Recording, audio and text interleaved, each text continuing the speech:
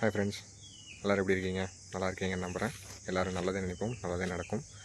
So இது நம்மளோட first review. எதை பற்றி பார்க்க போகிறோம்னா, நம்மளோட ஓன் பைக்கை வச்சு நம்ம ரிவ்யூ ஸ்டார்ட் பண்ணுறோம். நம்ம பைக் என்னென்னு வந்து பார்த்திங்கன்னா ஹோண்டா ஹைனஸ் CB350.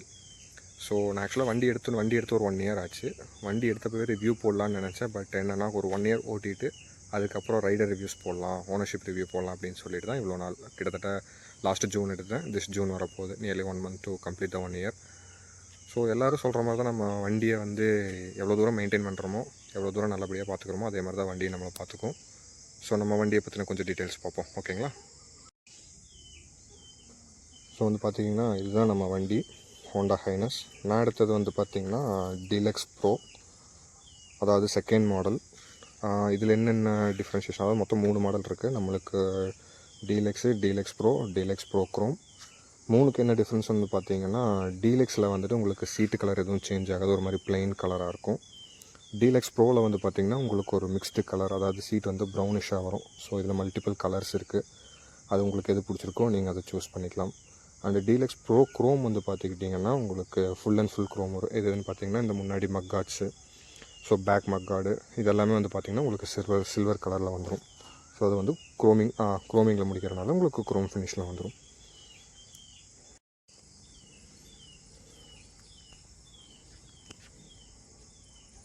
ஸோ இதுதாங்க நம்ம பைக்கோட கீ.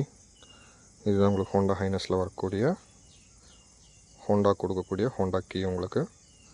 ஸோ இதுதான் வந்து உங்களுக்கு இன்ஸ்ட்ருமெண்ட் கிளஸ்டர். ஃபுல்லி டிஜிட்டலைஸ்டாக இருக்காது, பாதி ஓடோமீட்டர் அண்ட் வந்து பார்த்திங்கன்னா ஹாஃப் டிஜிட்டலாக இருக்கும். ஸோ இது ஆன் பண்ணுறேன் பாருங்கள். ஸோ இது ஆன் பண்ணோடனே உங்களுக்கு இங்கே ஒரு இண்டிகேட்டர் சிம்பிள் தெரியுது பார்த்தீங்களா? இந்த இண்டிகேட்டர் சிம்பிள் ஆஃப் ஆனதுக்கப்புறம் தான் நீங்கள் வண்டியை ஸ்டார்ட் பண்ணணும், ஓகேங்களா? விச் இண்டிகேட்ஸ் வண்டி வந்து ரெடி டு ஸ்டார்ட் அப்படிங்கிற மாதிரி.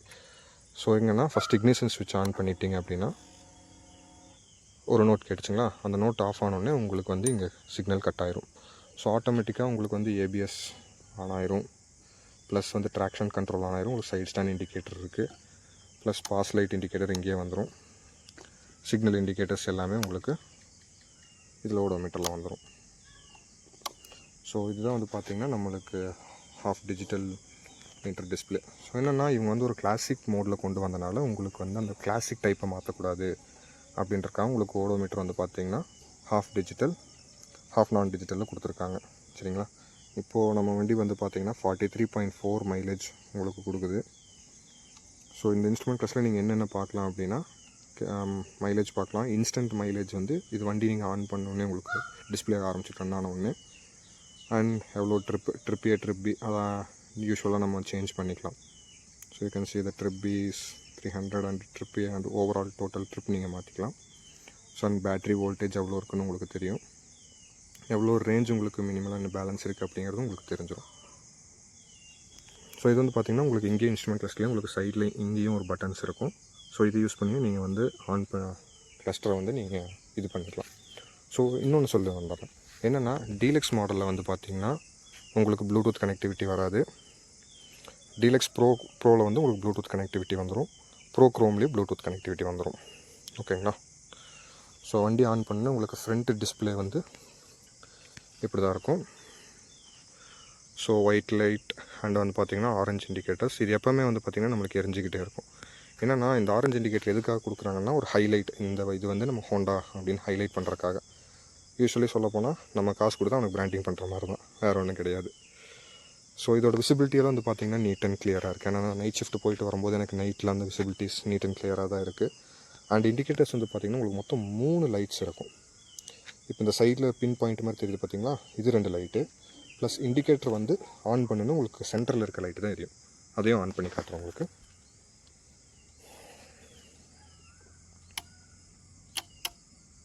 ஸோ அந்த ட்வீட்ஸ் 2 ஆஃப் ஆகிட்டு இந்த மெயின் லைட் மட்டும்தான் உங்களுக்கு எரியும், சென்ட்ரல் லைட் மட்டும். ஸோ ஒன்ஸ் ஆஃப் பண்ணோன்னே மறுபடியும் உங்களுக்கு நார்மலாக அந்த ட்வீட் லைட்ஸ் ஆன் ஆயிரும். இதில் வேறு என்ன ஃபங்க்ஷனாலிட்டி உங்களுக்கு வருது அப்படின்னு பார்த்தீங்கன்னா, ஹசார்ட் ஸ்விட்ச் ஆஸ் யூஷுவல் உங்களுக்கு தெரிஞ்சதான் ஹசார்ட் ஸ்விட்ச் வந்துடும். ஸோ இதுதான் உங்களோட ஹேண்டில் பார், இப்படி தான் இருக்கும். உங்களோட ரைடிங் போஸ்டரும் நீட் அண்ட் கிளியராக இருக்கும். ஸோ அப்படியே பிளாக்கில் எடுத்துட்டிங்கன்னா உங்களுக்கு ரவுண்ட் ஷேப்பில் நார்மல் லைட் இருக்கும். ப்ளஸ் நீங்கள் பிரேக் பெடல் ப்ரெஸ் பண்ணும்போது வந்து பார்த்திங்கன்னா இந்த 2 சைடும் லைட் எரியும், அதாவது ஹோல் லைட் எரியும். அது இப்போ நான் சோலோவாக எடுக்கிறனால என்னால் கவர் பண்ண முடியல. பட் ஒன் டே எனக்கு டைம் கிடச்சா கண்டிப்பாக நான் உங்களுக்கு அதை காட்டுறேன். ஸோ ஒரு big exhaust note, dual disc, and வண்டி வந்து பார்த்திங்கன்னா இது ஹோண்டாவோட இன்ஜின். ஸோ இவன் தாங்க நம்மளுக்கு வேலை கொடுக்குறது. எவ்வளோ ஸ்மூத் ரன் கொடுப்பான் தெரியுங்களா? நீங்கள் 120 க்ரூஸ் பண்ணாலும் உங்களுக்கு வைப்ரேஷன்ஸ் பெருசாக தெரியாது. அண்ட் இப்போ புதுசாக வந்து ஹோண்டா ஹைனஸில் என்ன அப்டேட்ஸ் வந்து பார்த்திங்கன்னா இந்த CB350 ஹைனஸ் இருக்குது பார்த்தீங்களா, இது வந்து ப்ரீவியஸாக ரெட் கலரில் கொடுத்துட்டு இருந்தாங்க. மேலே ஹைனஸ் கீழே CB350ன்னு. இப்போ வந்து மேலே 350 CB350 கீழே ஹைனஸ்ன்னு சொல்லி கொடுத்துருக்காங்க. அண்ட் பேக்கில் டெயில் லைட் வந்து பார்த்திங்கன்னா ஃபஸ்ட்டு ஃபுல் அண்ட் ஃபுல் ரெட்டிஷாக இருக்கும். இப்போ வந்து பார்த்திங்கன்னா உங்களுக்கு ஒயிட்டில் கொடுத்து ஒரு மாதிரி பிளாக் ஸ்மோக் தீம் மாதிரி கொடுக்குறாங்க.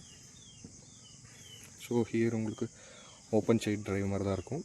இது க்ளோஸ்டு கிடையாது, ஹாஃப் க்ளோஸ்ட் தான் இருக்கும். So this is side left side profile of the engine. உங்களுக்கு லெஃப்ட்டில் வந்து பார்த்திங்கன்னா இங்கே ஒரு ஹோண்டா பேட்ஜிங் வந்துடும். ஸோ நீங்கள் வண்டி வாங்கி அடிஷ்னலாக அதை மாற்றணும் இதை மாற்றணும்னு எதுவுமே வேண்டியதில்லை. உங்களுக்கு லைட் வேணும்னா நீங்கள் அப்கிரேட் பண்ணிக்கலாம். மற்றபடிக்கு எல்லாமே டிஃபால்ட்டாகவே வந்துடுது இந்த வண்டியில். அதுபோக நீங்கள் டூரிங் பண்ணுறீங்க அப்படின்னு வந்து பார்த்திங்கன்னா நீங்கள் டூரிங்க்கு தேவையான கிட்ஸ் எல்லாமே போட்டுக்கிற மாதிரி இருக்கும். சரிங்க, இவ்வளோ பார்த்துட்டோம். மற்றபடிக்கு மற்றவங்க சொல்கிற மாதிரி தான் வண்டி ப்ரோஸ் அண்ட் கான்ஸ். ஒவ்வொருத்தருக்கும் ஒவ்வொரு ப்ரோஸ் இருக்கும், ஒவ்வொருத்தருக்கும் ஒவ்வொரு கான்ஸ் இருக்கும். ஒரு சிலருக்கு ராயல் என்ஃபீல்டு தான் பிடிச்சிருக்கும், ஒரு சிலருக்கு ஹைனஸ் தான் பிடிச்சிருக்கும். எனக்கு பிடிச்சது ஹைனஸ். இந்த வண்டி வந்ததுலேருந்து நான் வெயிட் பண்ணி 5 வருஷம் வெயிட் பண்ணி நான் இந்த வண்டி எடுத்திருக்கேன். ஏன்னா எனக்கு ஹோண்டா இன்ஜின் பிடிச்சிருக்கு. ப்ளஸ் வந்து மெயின் எடுத்தது எனக்கு இந்த எக்ஸாஸ்ட் நோட். புல்லட்டில் வந்து பார்த்திங்கன்னா நீங்கள் எக்ஸாஸ்ட் நோட் மாற்றுற மாதிரி இருக்கும். பட் இங்கே வந்து நீங்கள் எக்ஸாஸ்ட் நோட் மாற்ற வேண்டியதில்லை. சரிங்க, தம்பு எப்படி இருக்குன்னு கேட்போமா? ஸோ இக்னிஷன் சுவிட்ச் அந்த இண்டிகேட்டர் பார்த்திங்கன்னா நான் உங்களுக்கு சொன்னேன்ல, ஃபஸ்ட்டு இந்த இண்டிகேட்டர் வந்து ஆஃப் ஆயிடணும். ஸோ ஏன் இந்த சவுண்டு வருதுன்னு பார்த்தீங்கன்னா இது வந்து டேரெக்ட் ஃபியூல் இன்ஜெக்டருங்க. இந்த டேரெக்ட் ஃபியூல் இன்ஜெக்டர் வந்து என்ன பண்ணுன்னா, நீங்கள் ஒன்ஸ் அந்த சுவிட்சை ஆன் பண்ணிங்க அப்படின்னா இந்த இன்ஜினுக்கு தேவையான ஃபியூல் வந்து ஃபஸ்ட்டு பம்ப் பண்ணி வச்சுக்கும். என்னென்னா ஸ்பார்க் ஆகும்போது இக்னிஷன் ஆகிறதுக்காக. ஸோ நீங்கள் அந்த சவுண்டு கேளுங்க இப்போ. ஓ சாரி, நான் இன்னும் நியூட்ரல் பண்ணல, ஒரு நிமிஷம். அது இல்லாமல் நீங்கள் கீர்லேருந்து ஸ்டாண்டு போட்டிங்கன்னா வண்டி ஆட்டோமேட்டிக்காக ஆஃப் ஆகிடுங்க. நியூட்ரல் பண்ணால் மட்டும்தான் ஸ்டார்ட் ஆகும். ஸோ என்ன, இது எல்லாமே சேஃப்டி ஃபீச்சர்ஸ் தான். இது எல்லாத்தையும் நீங்கள் ஃபாலோ பண்ணிக்கிட்டீங்க அப்படின்னா நம்ம சேஃப்டி நம்ம கையில் தாங்கிற மாதிரி.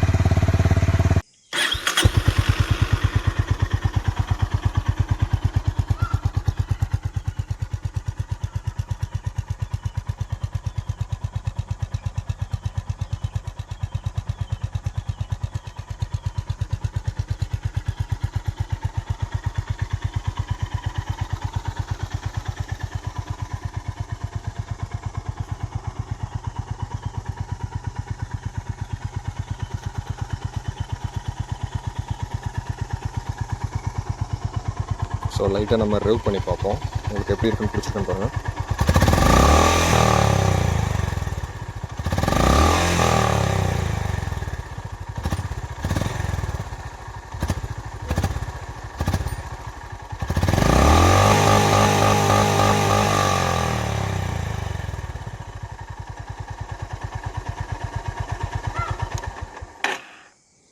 ஸோ இது தாங்க நம்ம வெஹிக்கிளோட நோட்டு.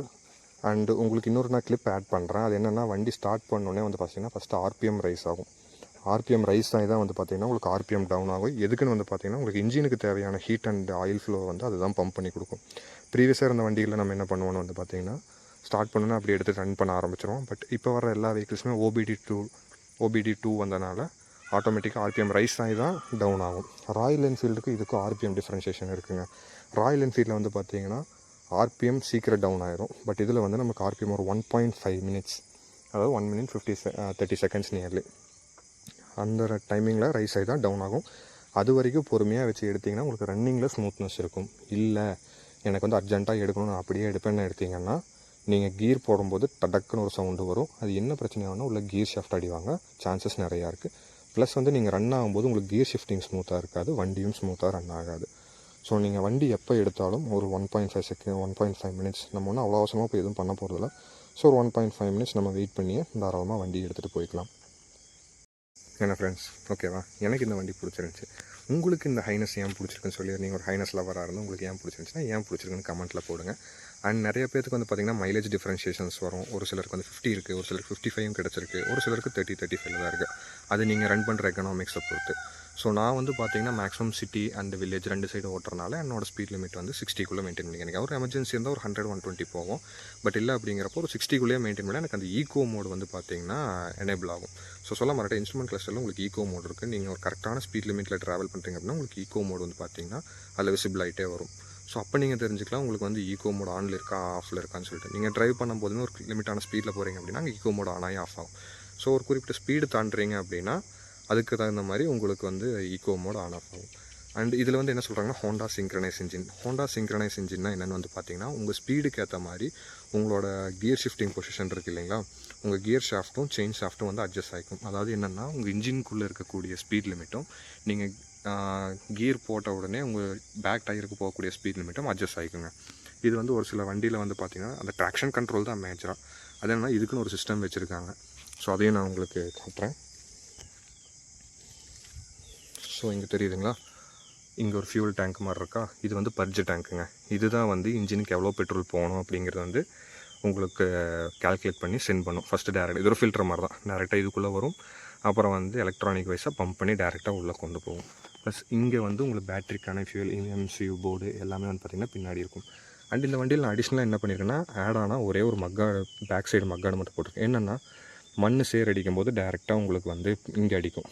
ஸோ இங்கே அடிக்கும்போது என்னென்னா அந்த ECU போர்ட் சம்திங் அந்த எலக்ட்ரானிக் சிஸ்டமில் போய் ஃபுல்லாக மண் தேங்கிடும். நான் எடுத்த புதுசில் நான் ஃபேஸ் பண்ண இஷ்யூ அது. அதுக்கப்புறம் நான் இந்த மட் ஃப்ளாப் போட்டதுக்கப்புறம் எனக்கு இந்த சைடு மண் அதிகமாக வர்றது கிடையாது. ஓகேங்களா? அண்டு நீங்கள் வண்டி எவ்வளோ தூரம் க்ளீனாக வச்சுக்கிறீங்களோ அந்தளவுக்கு வண்டி வந்து லுக்கிஷாக இருக்குங்க. நான் எடுத்தது வந்து க்ளாஸி பிளாக்கில் வந்து பார்த்திங்கன்னா நான் அப்பப்போ க்ளீன் பண்ணிட்டுருக்கிற மாதிரி தான் இருக்கும். பெருசாக டஸ்ட் அந்தளவுக்கு தெரியாது. ஸோ மழையில் ஓட்டுறீங்க அப்படின்னா தான் உங்களுக்கு நிறையா சேறுபடும். இப்போ எங்கள் ஏரியாவில் வந்து கொஞ்சம் மழை பெஞ்சிருக்கு அப்படிங்கிறனால கொஞ்சம் சேறு இருந்துச்சு.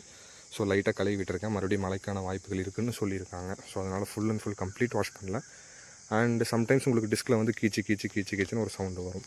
அது என்னென்னு வந்து பார்த்திங்கன்னா நீங்கள் சாண்டில் ஓட்டிட்டு ப்ராப்பராக டிஸ்க்கு க்ளீன் பண்ணாமல் வச்சுருந்தீங்கன்னா அந்த சாண்டு போய் டிஸ்கில் பட்டு சவுண்டு வந்துக்கிட்டே இருக்கும். ஸோ டிஸ்க் பிரேக் யூஸ் பண்ணுற எல்லா வெஹிக்கிள்ஸ் ஓனர்ஸும் நீங்கள் எங்கேயாச்சும் வெளியில் போயிட்டு வந்தீங்க அப்படின்னா ஃபஸ்ட்டு டைமாக அது வாஷ் பண்ணிடுங்க. ஸோ வாஷ் பண்ணி வச்சிட்டிங்க அப்படின்னா நெக்ஸ்ட் டைம் எடுக்கும்போது உங்களுக்கு டிஸ்க்கு தேய்மானம் கம்மியாக இருக்கும். ப்ளஸ் வந்து உங்களுக்கு அந்த கீச்சுங்கிற சவுண்டு இதெல்லாம் வராது.